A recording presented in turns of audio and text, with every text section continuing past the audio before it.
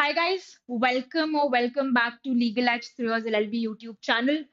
So I could see like in the chat box, hi, yes, we're here.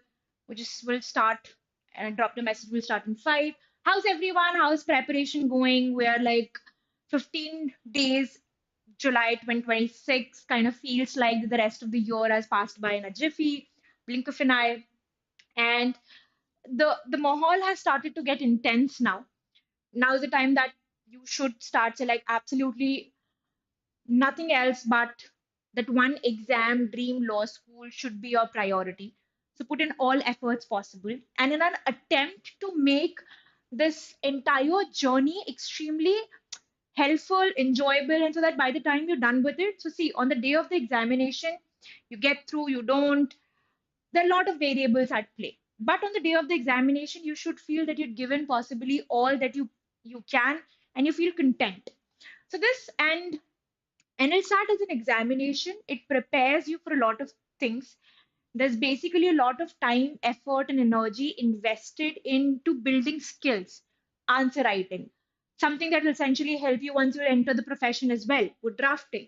So, and you have to like think like a lawyer, write like a lawyer, reading a lot of dense passages. So the entire preparatory journey is such that you learn a lot. And in our attempt to make, we build like training students, and in our attempt to make this preparatory journey and learning fun and at the same time extremely rewarding, in our pipeline of initiators, we're coming up with a 3 days online boot camp, extensively and exclusively curated for NLSAT 2027 aspirants. I'll just take, say, like 5 minutes of your time, walk you through. If you have not yet registered, please register. I'll set the agenda as to, hi, this is Priya Jaiswal. So I'll set the agenda as to what you can expect, how to go about it, and how to make the most of this boot camp. On that note, so the dates are 17th and 19th, from 17th to 19th of July. Your one good weekend, so Friday, Saturday, Sunday. And the registration link is in the bio. We'll request each one of you to please register.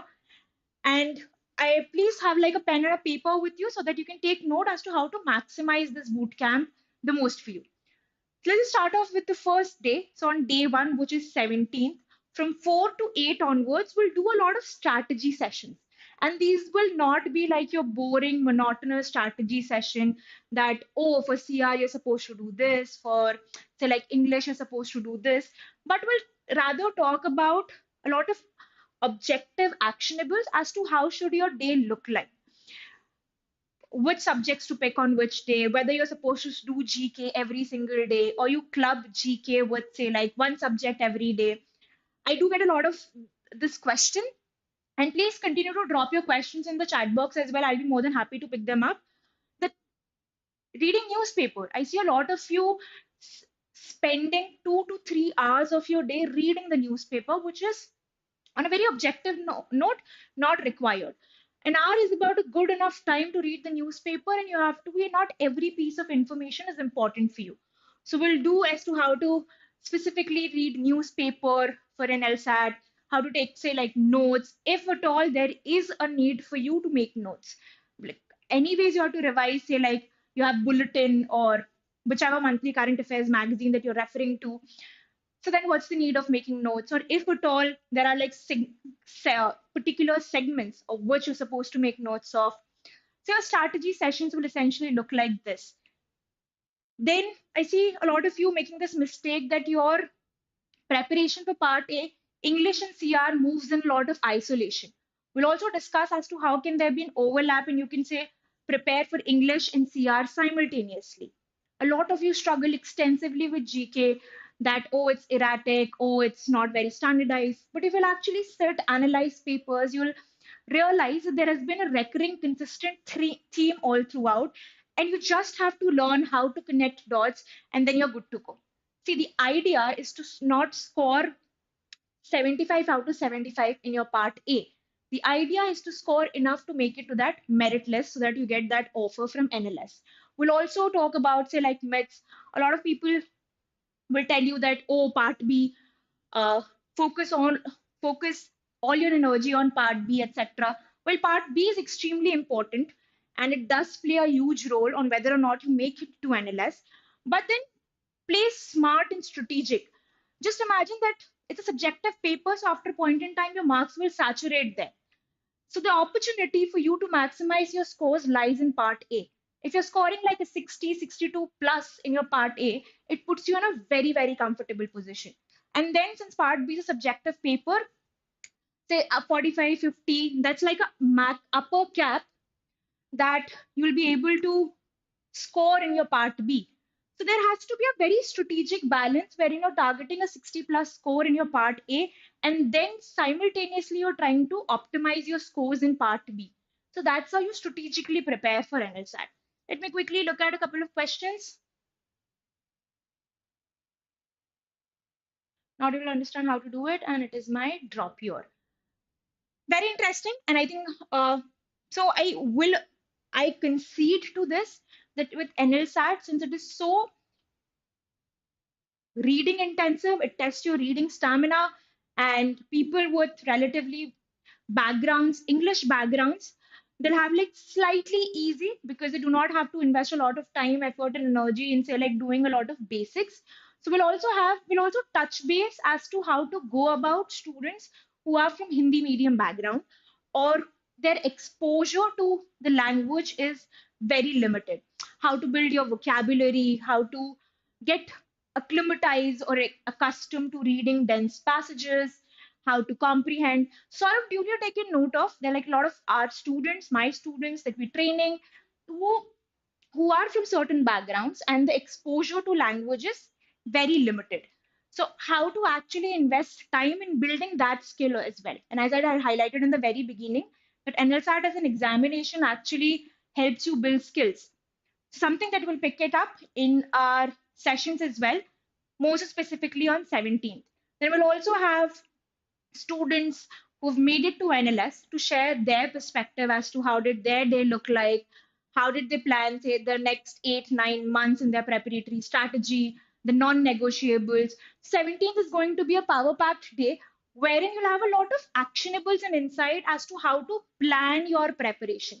And any preparation without a plan, you're setting up yourself up for failure, not assessing it, how many number of mocks to give, how often do you should be writing mocks, how to analyze mocks.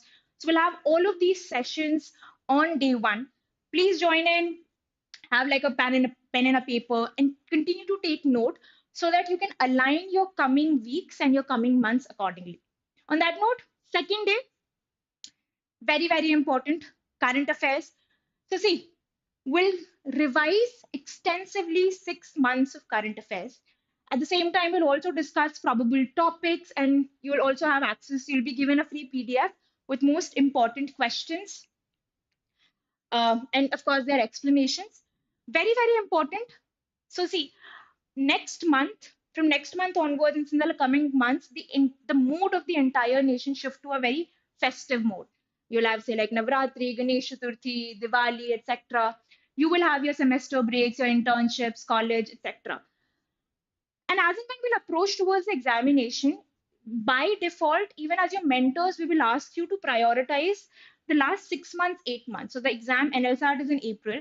We will by default ask you to prioritize the last 6 months and 8 months.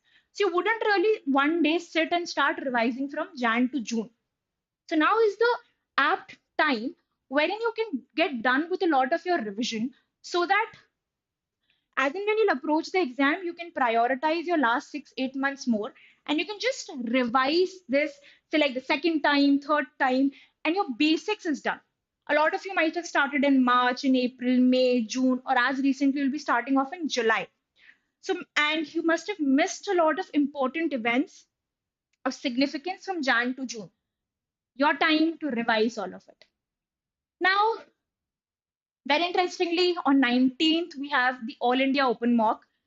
It's one thing to compete against, say, like within a certain set of people versus to actually compete and know what students from all over the country at a national level see where is your competition, where you are. And this is your perfect opportunity to learn more so specifically time management. NLSAT is a game of time management. Believe me, half of your competition gets eliminated because they could not complete the paper on time. So attempt your part A, part B, get your all India rankings, and see wherever you're supposed, how much effort you have to put in to make it to NLS. A lot of you might feel that abhi to syllabus nahi hua, kaise pick kare, kya kare.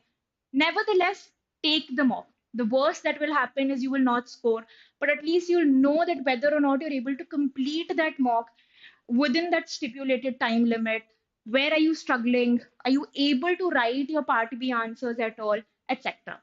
So do attempt All India Open Mock. In a nutshell, the bootcamp is extremely useful for anybody who's already preparing for NLSAT, for anybody who's just starting to prepare for NLSAT, and even if somebody's like deliberating whether or not they should. I really look forward to seeing all of you in the respective sessions. The registration link is in the description box. Please do register, and yeah, all the best. Hope to see you all manifesting NLS for all of you next year. Thank you so much, guys.